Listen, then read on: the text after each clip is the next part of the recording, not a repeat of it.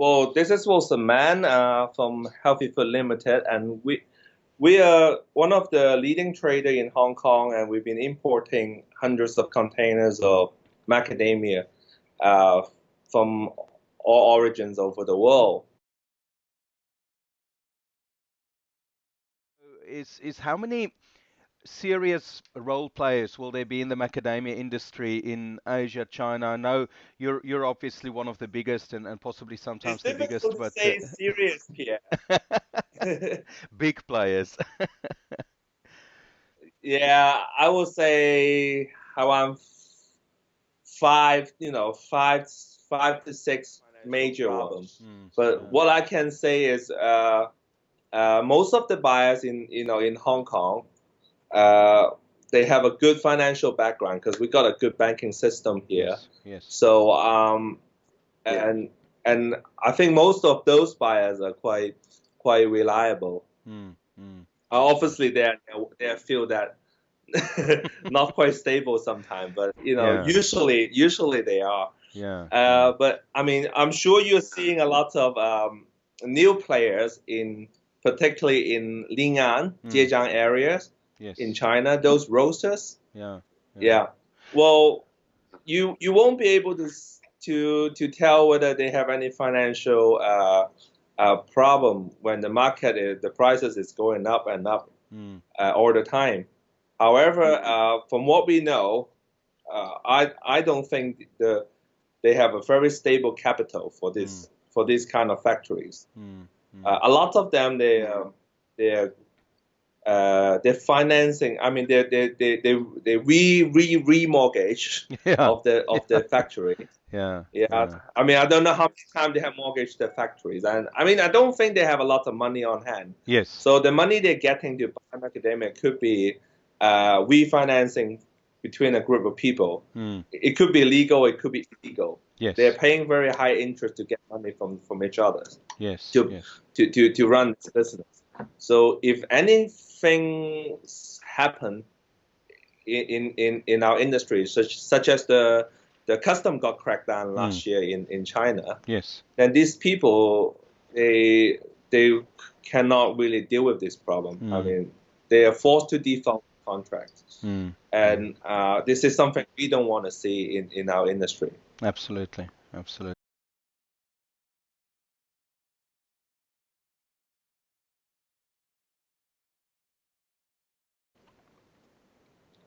Well, macadamia actually already been selling in China for the last more than 20 years in China, but Mm, is the demand is rapidly growing in the past, I would say, past 3 5 years.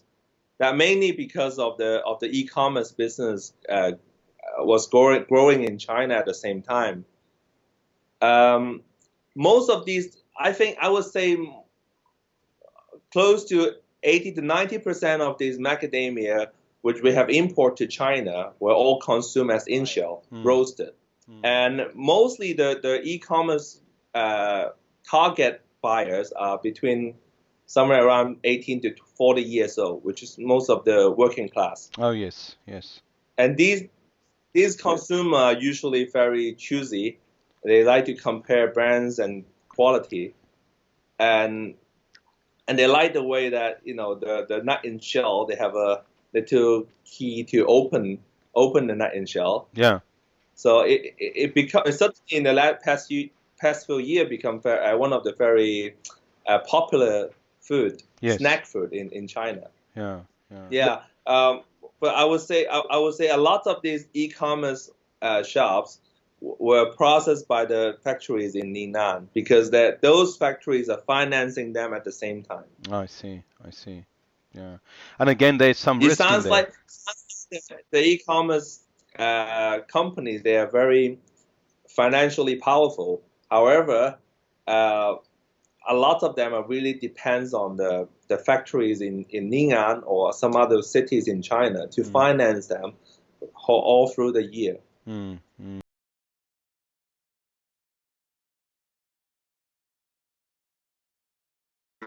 Yes. Wholesale market is still very big in China at the moment. Mm. That's the Um, traditional but a supply. lot of But the wholesale market usually get get hot during the festival periods, which is like this time of the year. Yes, yes, yeah. During the first half of the year, the wholesale market should be really, really quiet. Mm. Uh, well, from what I know so far, the plantation in Yunnan is close to around like 130 something thousand hectares, Mm. and they are saying in 5 years' time the crop size could be up to 400,000 metric tons. I mean, based on the 10% moisture. Sure. 400,000 metric tons. Yeah, at the moment is around 10,000. At the moment, the whole crop size in China is around 10,000 metric tons. Is it already that big? Yeah, it's already that The big. labor, where It's not there yet. It's Mm. not there. It's still very immature industry. But then the government support a lot. The government really encouraging this going on. Mm. Well, I think the market is growing still on the nut and shell market. Mm. But if the price keep going up, it will really slow the macadamia market down Mm. Mm. in China. If you look at the worldwide tree nuts market today, we have big crop in pistachios, we have big crop in almonds, walnut, and pecans. Mm. And you're seeing most of these item prices already cutting half compared to last year Yeah, or the 2 years ago. yeah. But you don't see that on macadamia. We're just having higher and higher prices every year. Why not? Yeah, I mean, remember one of the key reason that these e-commerce companies they choose macadamia to promote at the beginning was because of the competitive prices. Mm. Yeah, however, they have no option because they have spent so much money to promote this item Mm. a few years ago, and the customer base is there, so they have to carry on. Yeah. However, if they have any flexibility, of course they're going to spend more money to promote some other tree nuts or product that will bring them more profit to the Mm. company. Because Yes. at the moment, these e-commerce companies are not making any profit from Mm. macadamia at all. Hmm. Not making any profit. So the risk there for them is that at some stage they might just say, look, this is no longer worth pursuing this product, and they will just drop the volumes, or they will squeeze the prices. There's a lot of there's a lot of bubbles in that industry, Mm. and all those e-commerce companies they're just trying to build up the turnover. Mm.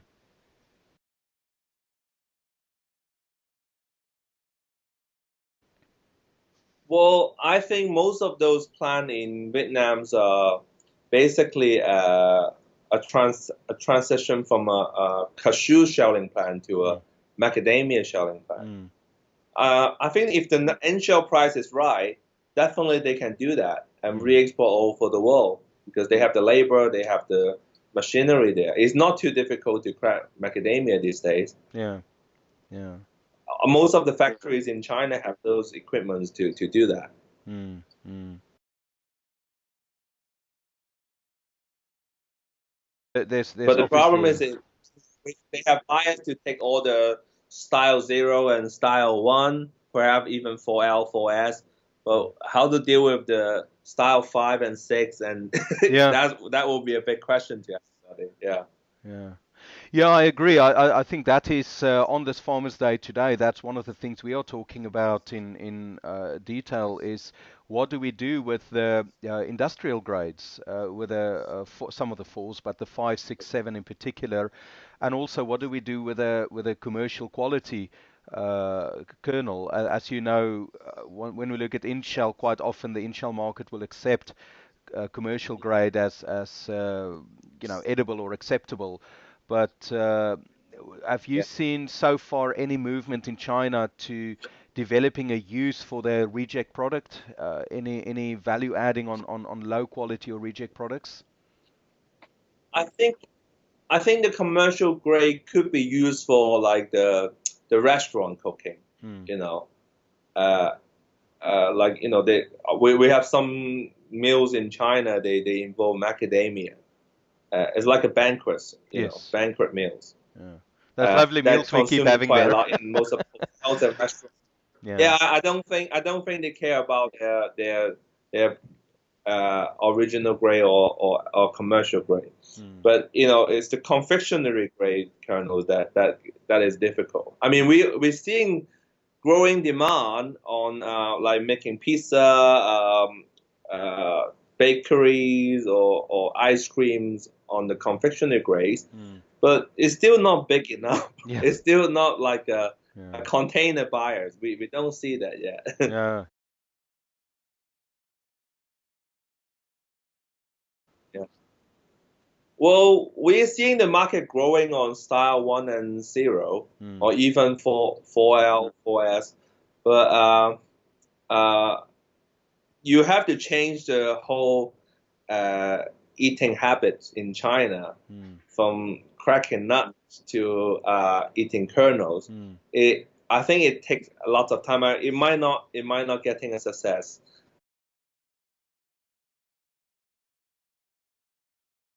Now, the other main topic that I want to get your opinion on deals with the different origins. Of course, there's Australia, and the issue with Australia is that they've got the customs agreement, and I know that SAMAC is trying to deal with the South African government to get similar discounts agreed. But of course, there is this one big issue that Australia can start to export in larger volumes because there will not be the import duties. On the other hand, we have other origins that are starting to export in larger volumes to Asia. And what I'm really trying to do is to place South African macadamia against other origins. Uh, where do we rank? How do people view South African macadamia? Firstly, as traders, but then the second question I want to ask you is, will the consumer at all see a difference between different origins, or do they just see a nut in shell and they don't care or they don't know where it comes from? Well, at the moment, South African origin and Australian origin are the most premium macadamia Hmm. nuts in China. Hmm. So most of the buyers in China will pay the same premium price for nuts from these two origins. Hmm. However, we still have nuts coming from Zimbabwe, from Hmm. Guatemala, or Brazil, Hmm. or Kenya. Hmm. But I mean, on the e-commerce or supermarket, those are retail business wise. Hmm. I believe the Australia duty free will hurt will have some extent to hurt the South African industry. Yeah, yeah. So essentially, the South African industry will be forced to reduce prices in order to be competitive against the Australians, at least in the short term. I think so.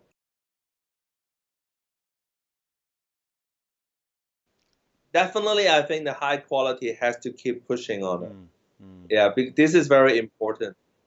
And what I hear you saying is, don't do what was maybe done 5 years ago, which is to try and see Asia as a dumping ground for low quality because it no longer is that. No more. Yeah, yeah, no more.